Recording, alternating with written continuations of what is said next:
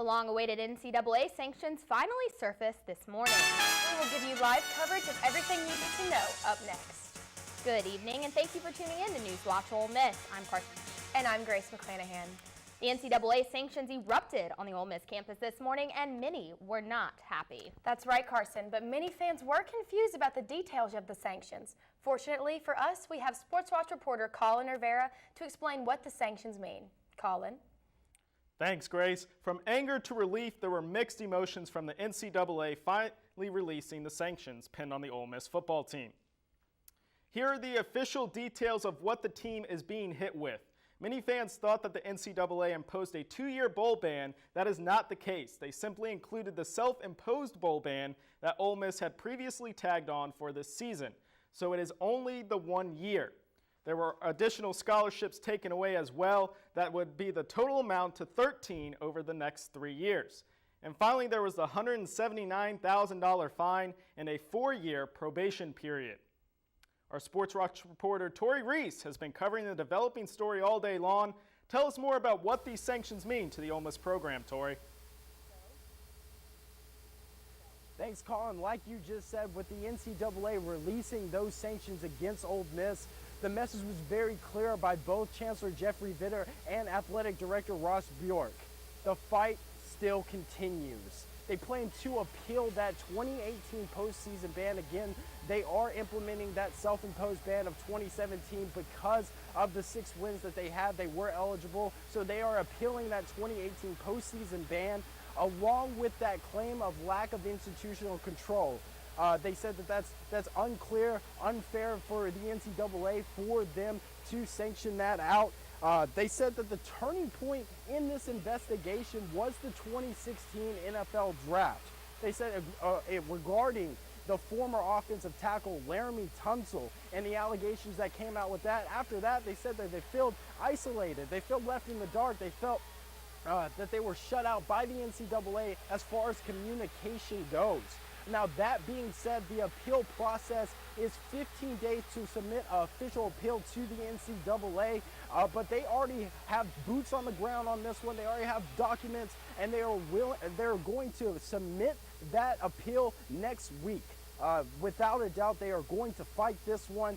Now, that being said, as far as transfers go, the rising seniors are the only ones that are able to transfer out freely.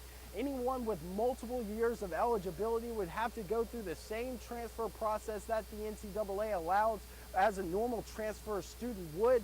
Now, again, that's big news surrounding swirling rumors around quarterback Shea Patterson and other offensive, defensive weapons around that side of the ball. So, again, we'll keep you up to date on what we find out about that. But, again, It is Bjork who said that the confirmation that they will continue to fight on. They don't have any potential transfers as far as anyone learning to transfer out of that.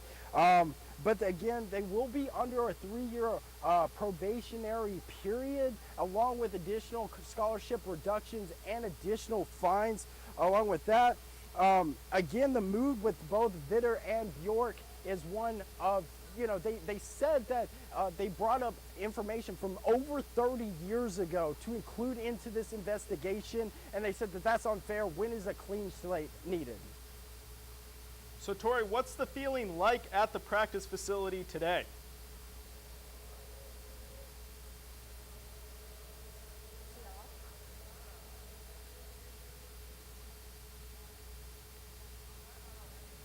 Thanks, Colin. The mood around the locker room, again, they met in the practice facility around 10 a.m., and I'm going to be quite frank, it was sad, it was somber. Heads were down, but they said, the message that Matt Luke came out and said is that we've been through this all again in this 2017 season. Again, we will continue to go through this in the 2018 season if need be, but again, we're going to fight for you. We're going to try to appeal that ban because it's unfair for the players.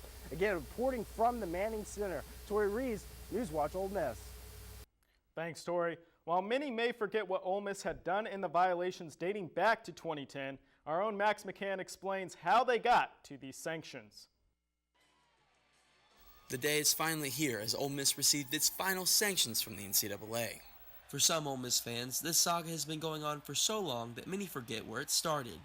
It actually began over 5 years ago when the NCAA first showed up to campus to investigate the Ole Miss women's basketball program under then head coach Adrian Wiggins.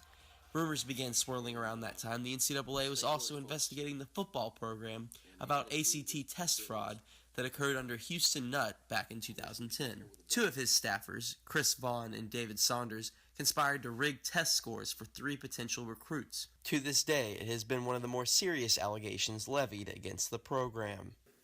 I have decided to attend the University of Ole Miss.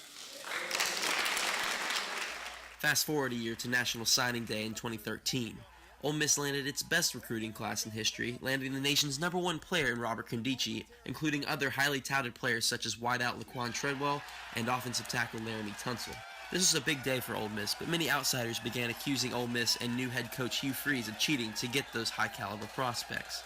These rampant accusations came flying with the NCAA already on campus. Hugh Freeze made matters worse with a tweet that was quickly taken down that read, "If you have facts about a violation, send it to compliance@olemiss.edu. If not, please do not slander these young men or insult their family." Many observers saw this tweet as a shot at NCAA investigators.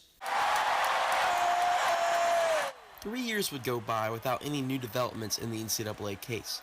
During that time, Ole Miss turned that recruiting success from 2013 into wins on the field, culminating with a big Sugar Bowl win in January of 2016.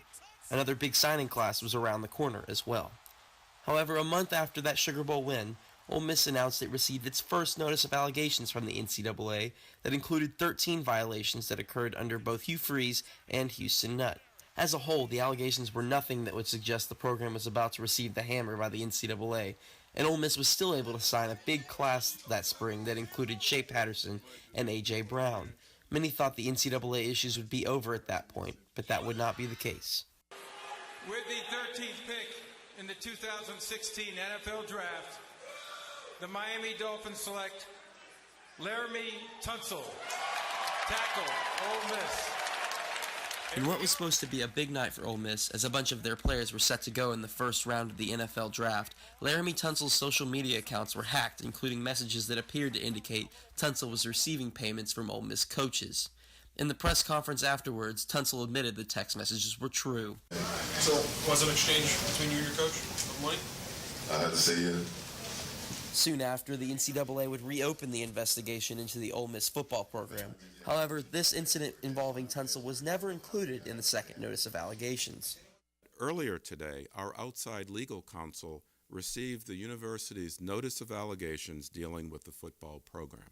A year later, in February of 2017, with the NCAA cloud firmly over the program, Ole Miss announced it received its second notice of allegations, with 21 new allegations that occurred exclusively under Hugh Freeze.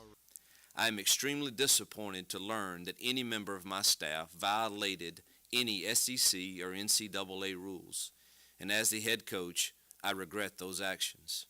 Ole Miss also announced it was self-imposing a bowl ban and would be forfeiting SEC postseason money along with scholarship reductions during the 2017 season.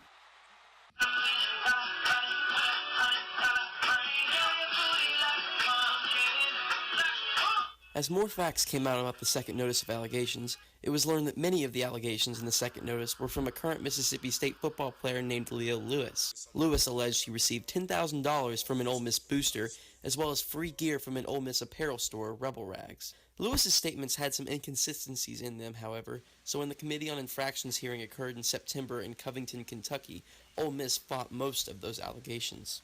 Despite Ole Miss's compelling case, the NCAA ultimately decided to levy another bowl ban against the program. What happens next remains to be seen. Max McCann, NewsWatch Ole Miss. The Ole Miss team held a press conference earlier today, and our own Sports Watch reporter Maddie Bierster has more on what Chancellor Vitter and Ross Bjork said. Maddie? Thanks, Colin. This afternoon, we were at the press conference where we spoke to Chancellor Jeffrey Vitter and Ross Bjork as well about those NCAA sanctions. Here's what they had to say. I think something happened, quite frankly, about a year and a half ago, just before the draft night from 2016. The course of this investigation changed.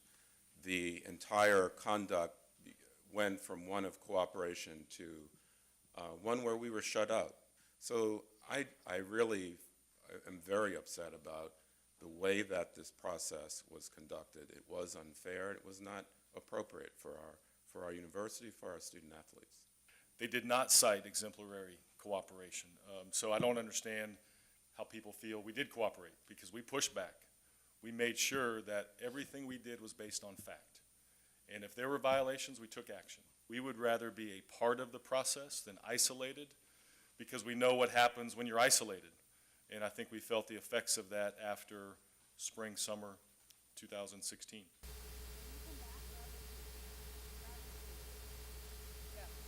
Obviously very upsetting, not only for them, but the Ole Miss family as well.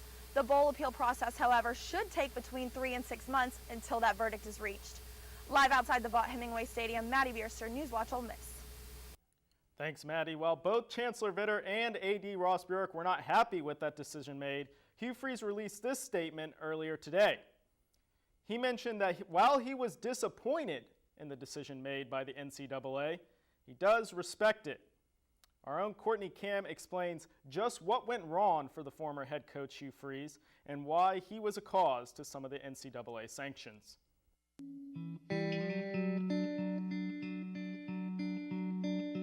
I'm a glass half full guy, always. I'm the ultimate optimist, and I just think in this profession you better stay positive every day, and I'm blessed. The good Lord has given me great health, a wonderful family, and a tremendous place to go to work every day. I can't tell you how indebted I am, and I don't take that lightly. It is a burden that I will carry with me daily, and I will carry this flag of this university with energy, passion, and a positive attitude every single day that I get up, because I understand the Ole Miss people and the love that you have for this university, the love you have for each other, the love you have for family here, and obviously I have that love. This is a destination place for me. But I've taken them all around the nation to get back to one place, and that is the University of Mississippi right here. December 5th, 2011. Ole Miss alum and Mississippi native Hugh Freeze is hired as the new Rebel head football coach. We try to make our practices as chaotic as possible. Following a previous 2-10 season, Freeze is excited to bring some positivity back into the program, but knows this is a tall order. Throughout the next 6 years of his tenure, Hugh Freeze would take Ole Miss fans on a wild roller coaster of wins and losses, both on and off the field. The 2012 season brings a winning record for the Rebels and an improvement in morale, but this is nothing compared to what comes next. 2013 signing day rolls around, and by the end of it, Freeze and the rest of the Rebel staff have put together the 8th best rated national class, with names like Laquan Treadwell, Laramie Tunzel, and Robert Kimdichie. I'll be taking my talents to the University of Mississippi. Ole Miss, once an easily overlooked program, is quickly becoming an SEC powerhouse. Rebels start off the 2014 season 4-0, earning them a long-awaited spot hosting ESPN College Game Day against perennial powerhouse Alabama. Got it right. The most anticipated game of the season quickly brings all eyes to Oxford for a game that would go down in Ole Miss history. Upsetting Alabama 23-17, something that hasn't been done since Eli Manning's senior year over a decade ago, puts Coach Freeze on a steady uphill climb to the peak of his career as a Rebel. Carrying this momentum into the following season, Ole Miss completes their 2015 season 10-3 and are headed to New Orleans for their first BCS Sugar Bowl since 1970. Rebel head coach brings triumph home to Oxford once again with a phenomenal win against Oklahoma State. Little did Freeze or the Rebels know that they would be holding on to this win for quite some time, as the NCAA was getting ready to drop a bomb on Ole Miss. The Friday before 2016 signing day, it becomes public knowledge that the NCAA has charged Ole Miss with 30 violations. 21 of them are football-related. The following 2016 season continues this avalanche. First, Laramie Tunzel admits to accepting money from his old coach in a press conference on NFL Draft Day. Was an exchange between you and your coach of money? I had to say yeah. And then the Rebel football team bottoms out with a 5-7 record. the first losing record for the team since Hugh Freeze became head coach. Just February of 2017, the university releases a video of Chancellor Vitter, Ross Bjork, and Coach Hugh Freeze announcing a self-imposed bowl ban for the 2017 season. The university is self-imposing a one-year postseason ban on the football program for the 2017 season, in addition to the already self-imposed penalties. The university shows no signs of cutting ties with their current head coach despite these scandalous allegations. Just a couple months later, in July, ex-Rebel coach Houston Nutt files a lawsuit against Ole Miss Athletics Foundation as well as the university and its board of trustees for putting the allegation blame primarily on him and his coaching staff. During his dispute, Nutt's attorney uncovers questionable phone records of the current coach, Hugh Freeze, to an escort service in Miami. These phone records would eventually lead Hugh Freeze and his Rebel following down a very dark path. July 20th, 2017. Hugh Freeze resigns from his position as head football coach at the University of Mississippi in a scandal that had nothing to do with the NCAA allegations, and everything to do with the fact that Freeze was leading a very different life behind closed doors than what he portrayed to the public. As much success as Hugh Freeze brought to Ole Miss in his short time as head coach, any possibility of leaving a positive, lasting legacy on the university has vanished. Courtney Cam, NewsWatch Ole Miss. While the NCAA final decision came out today, the consequences could be costly for future recruiting. We have our Sports Watch reporter Nick Donovan to explain exactly what our team could look like in the upcoming years. Nick? Thanks, Colin. The self-imposed penalties initiated by Ole Miss originally had the Rebels losing 4 scholarships in the 2017-2018 season and 3 scholarships in the 2018-2019 season. However, the NCAA Infractions Committee decided that penalty was, well, not sufficient enough, as they tacked on 3 additional scholarships, 2 for this year and 1 for the next. Typically, 25 scholarships a year are allowed for the football programs, and thanks to the Infractions Committee, Ole Miss is only working with 19 scholarships to reward recruits. With 11 athletes already committed this year, that means that Ole Miss only has 8 more scholarships to give out. And on top of a limited number of scholarships, head coach Matt Luke and his staff must overcome the challenge of convincing recruits to come play for his Rebels team that just freshly received another year of a bowl ban. There will for sure be some recruits who will want to stray away from the punishment, so it'll be a test for Matt Luke to find players who are ready to buy in. And not just for another bowl ban season, but for future seasons to come. Reporting live from outside the practice field, Nick Donovan, NewsWatch Ole Miss. Thanks, Nick. As he said, the next 2 future recruiting classes will be hit, but with new head coach Matt Luke at the helm of it all, he will dictate which direction the program heads towards. The biggest problem that Luke faces as of right now are the speculations that wide receiver Van Jefferson is looking to transfer and Shea Patterson is having problems with the coaching staff. No information has been released at this point about these rumors. The next problem that Luke faces is which players he has to focus in on to recruit with a limited amount of scholarships to offer. But since he is the coach the players and the fans wanted, he will be the one that has to create a fresh new start for the team. It is a new era for Ole Miss, and we'll have to wait and see what it will look like come spring. Back to you guys at the desk. Colin, thanks for all of those updates. And Mississippi's history is sad yet hopeful. The state's bicentennial is just 9 days away, and we conclude our look at the state's history after the break. But first, here is a look at what you can expect from the weather in the next 5 days.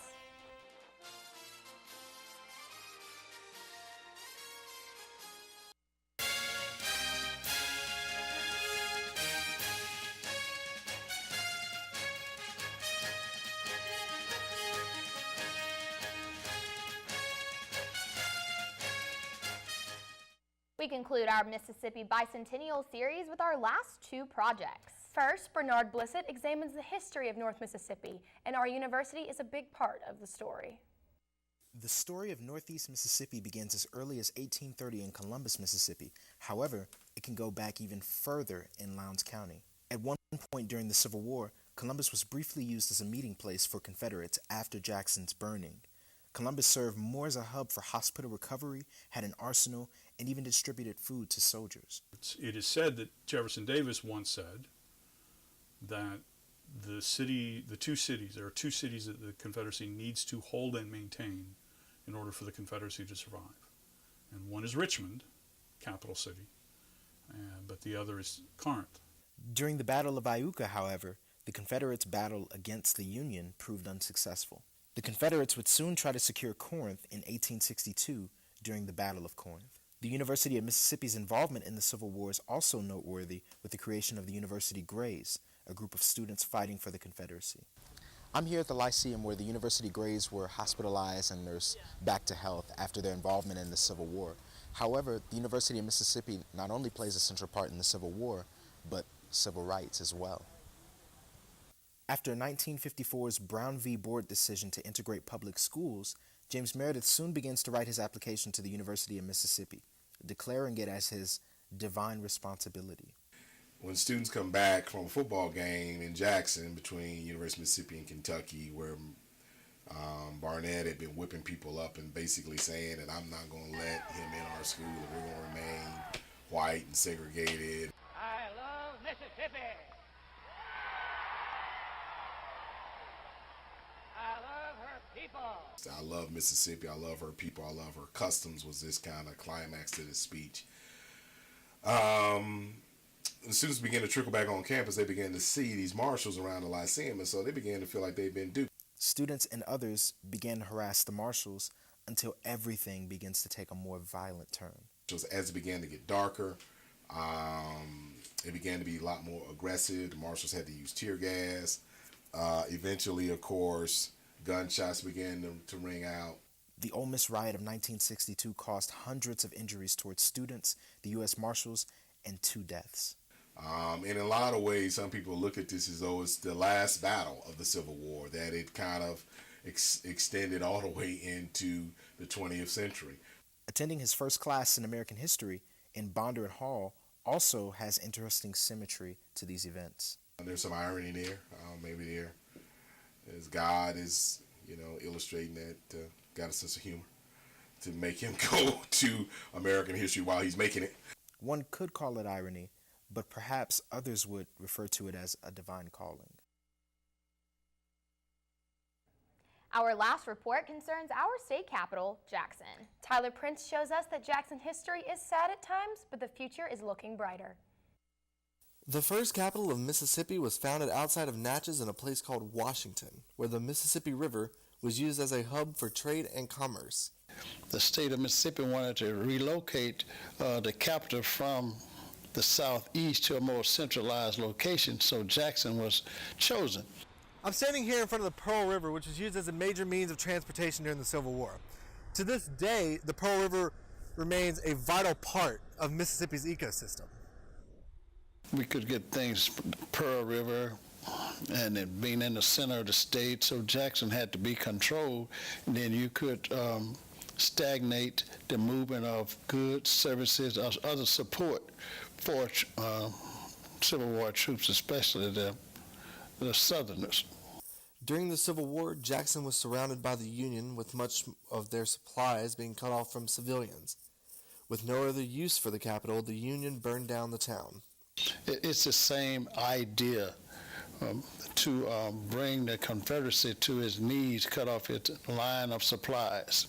Even though Jackson was not a necessary territory during the Civil War, it was a major setting for the civil rights movement as Medgar Evers returned from World War II and becomes a major voice in the civil rights. An NAACP meeting took place, looking for a volunteer to come in and potentially perhaps integrate the University of Mississippi.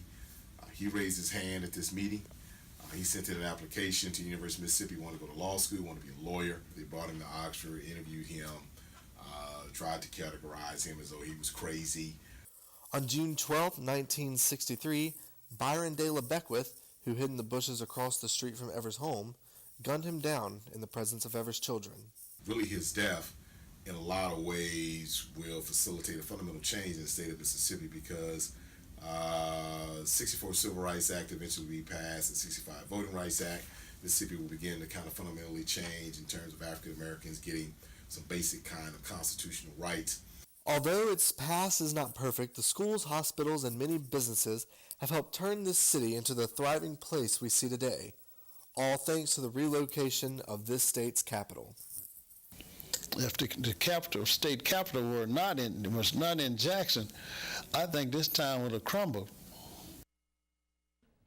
Bicentennial Series will be shown on WTVA Channel 9 in the coming weeks. Coming up, we'll show you what you can do at Cedar Oaks this weekend.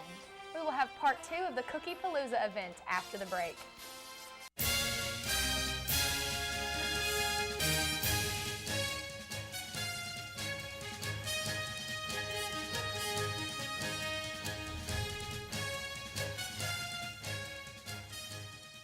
The Cedar Oaks Guild is hosting their annual Cookie Palooza this Sunday in Oxford, where visitors can take a trip back in time and see how Christmas was celebrated in the 1800s. NewsWatch reporter Margaret Wood got a sneak peek of the crafts you can make this year. It's a special time of the year in Oxford as residents get ready to participate in the annual Cookie Palooza at Cedar Oaks. For the first time as a part of the festivities this year, children are able to make their own Christmas crafts that were popular in the 1800s. The first Christmas tree in Oxford was written about in the newspaper, and it was said to have been festooned with paper garland. So that is why we are creating paper garland. I think most of us know how remember this from our own childhood. Our little pine cones that have been found around in the garden area, and I've taken them and lacquered them and put ribbon, and they could be hung on a Christmas tree. It's here at Cedar Oaks in Oxford where residents can come on Sunday to the Cookie Palooza, where they'll make crafts like these and where they'll learn the history in the 1800s and why crafts like this were so important at Christmas time. We need to involve our children in our history as young as we can get them. We wanted this year to include more of the actuality of what happened in the 1800s. They're learning something they don't learn anywhere else. In school nowadays, they have a lot of they do coloring, they cut it out, something the teacher has virtually done. And when we found out that we had so much to offer by providing craft activities, it was unanimous that we do that. So that's what we're trying this year. The Cookie Palooza will take place from 3 p.m. to 6 p.m. in Oxford at Cedar Oaks. Children and adults are encouraged to come out and participate. Margaret Wood, NewsWatch Ole Miss. Wow, Grace, I'm really feeling inspired to make some crafts now. I know, I'm really in the holiday spirit now. We're going to have to get to it.